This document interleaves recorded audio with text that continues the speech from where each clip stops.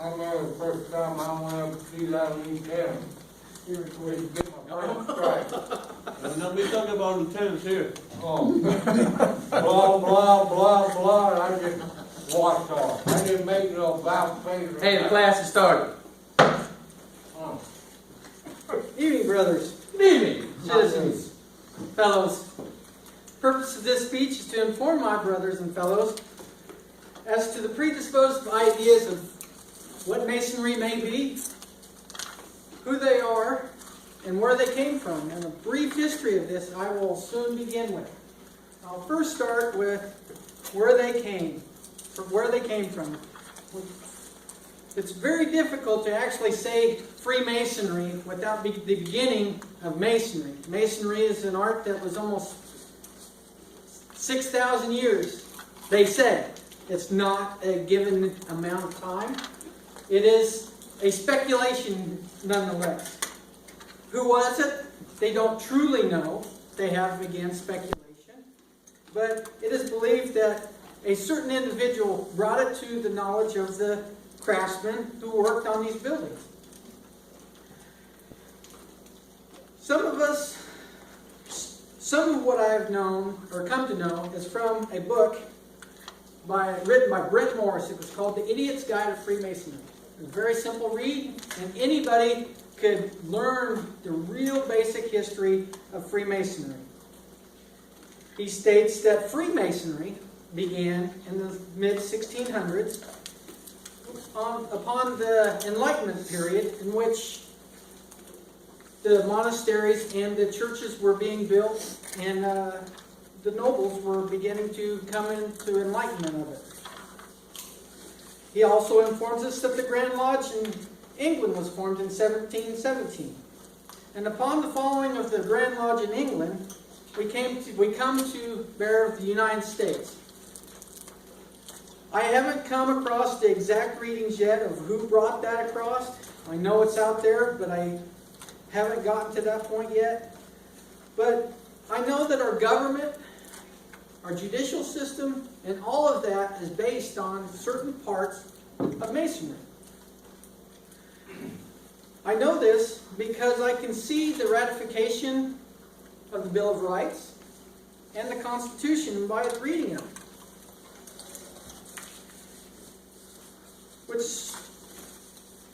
Which we understand that when the Grand Lodge of England had come up and they had seen the inner workings of the lodges, the Americans came up and asked, what can we do to get ourselves knowledgeable?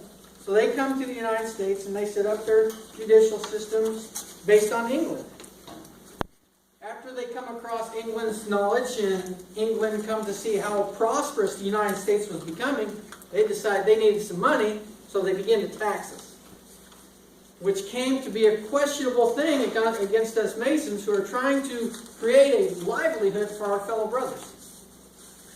So then comes about the Boston Tea Party, and then the American Revolution. Just because of a tax that was assessed against these Masons and fellow citizens and countrymen.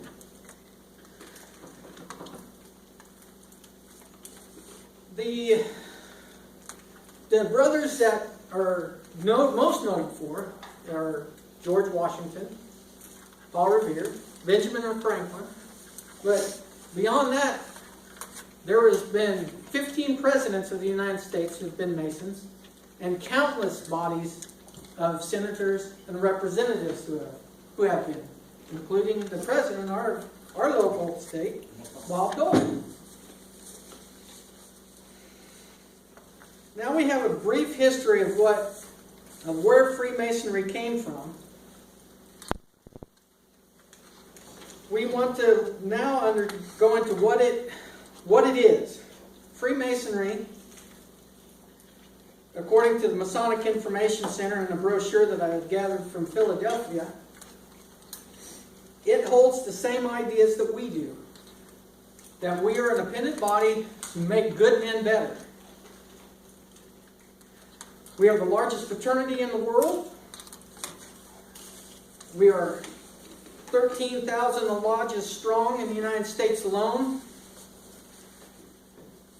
And it is also one of the oldest secret societies, supposedly secret society, even though we broadcast it everywhere with everything that we do.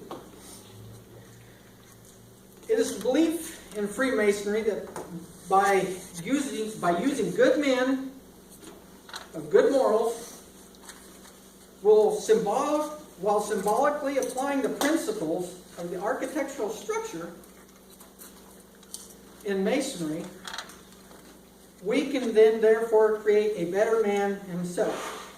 We'll create a dialogue amongst each other so that each question that each brother has can have an answer, so that nobody goes away not knowing, which is another key characteristic of Masonry, to know. Everybody searches for knowledge to make themselves better.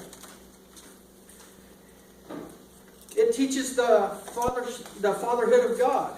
Although its appearance is religious in nature, it doesn't adopt any particular religion, but does urge its brothers to practice the religion of their choice. It urges charity. It urges men to be charitable, but it is not a charity. Freemasonry, I know, can be misleading in its context of the word masonry. No, it doesn't, in the sense, literally mean we work with stone and mortar. We do, however, use the word in a more metaphorical way, as the cementing of our brotherhood as fellow Freemasons, free of the guild of stonemasons, which is why we are Freemasons. It is the belief that Freemasonry, that by using men of good virtue to symbolically apply the principles in architecture, shows the aptitude that we can become better.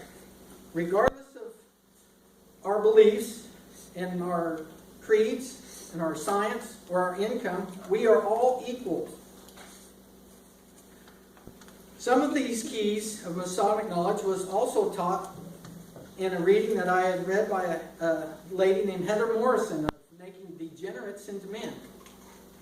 She believed that what she had observed in men that had become Masons later in life had learned that by feeding and providing the poor, widows, and orphans, and protecting the innocent, and to show ourselves worthy through our word and morality. It is the Freemasons' belief that friendship, morality, and brotherly love are both formed within the lodge through the use of instructive relationships, instructive and sentimental relationships with their fellow man and brothers, so that we can gain our understanding. We are, in essence, a band of brothers who are brought together by our beliefs to improve ourselves, our brothers, and our surroundings by being charitable and virtuous. And this is why I became a Mason. So as I close, I hope that you have all gained an understanding of what Freemasonry is, where it came from, and what we do as Freemasons. And with these final words I part, thank you, my brothers, and I enjoy the life of a Mason.